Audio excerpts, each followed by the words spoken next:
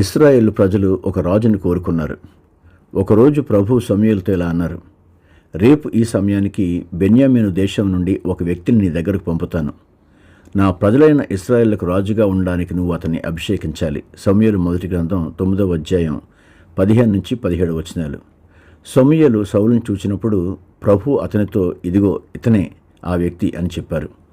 సమూయేలు సౌలుతో మాట్లాడి ఒక తైలపు బుడ్డిని తీసుకొని అతని తల మీద పోసి, ప్రభు తన స్వాస్థ్యమునకు నిన్ను అధిపతిగా అభిషేకించాడు అని చెప్పాడు.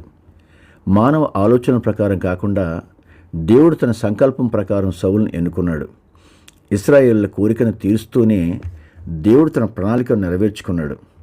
రాజుగా అభిషేకించబడక ముందు సౌలు తన తండ్రి గాడిదలను వెతుకుతూ వెళ్ళిన ఒక సాధారణ యువకుడు. హెచ్చించబడ్డానికి ముందు అతనిలో ఉన్న ఆ వినయమే దేవుని దృష్టిని ఆకర్షించింది. కానీ దేవుడు అతన్ని ఎంచుకున్నాడు అనంటే అతనిలో అనేక మంచి లక్షణాలను దేవుడు చూశాడు అని అర్థం. అందుకే సమూయేలు అతనితో, యెహోవా ఆత్మ నీ మీదకి బలముగా దిగివచ్చును, నీవు వారితో కలిసి ప్రకటన చేయుచుండగా నీకు క్రొత్త మనసు వచ్చును అని చెప్పాడు. 10వ అధ్యాయం 6వ వచనం. ఒక వ్యక్తి పరిశుద్ధాత్మతో నింపబడినప్పుడు ఏమి జరుగుతుందో వివరించే అద్భుతమైన మాట ఇది. అతను క్రొత్త వ్యక్తిగా మార్చబడతాడు. పరిశుద్ధాత్మ దేవుడు మన జీవితాల్లోనికి కూడా వచ్చినప్పుడు పాత స్వభావం నశించి క్రీస్తు స్వభావం రూపుదిద్దుకుంటుంది. సౌలు విషయంలో కూడా అదే జరిగింది.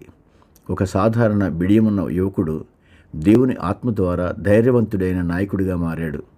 మన అనుదిన జీవితంలో కూడా పరిశుద్ధాత్మ ద్వారా మనమందరం నిరంతరం అనుభవించాల్సింది ఇదే. ప్రార్థన.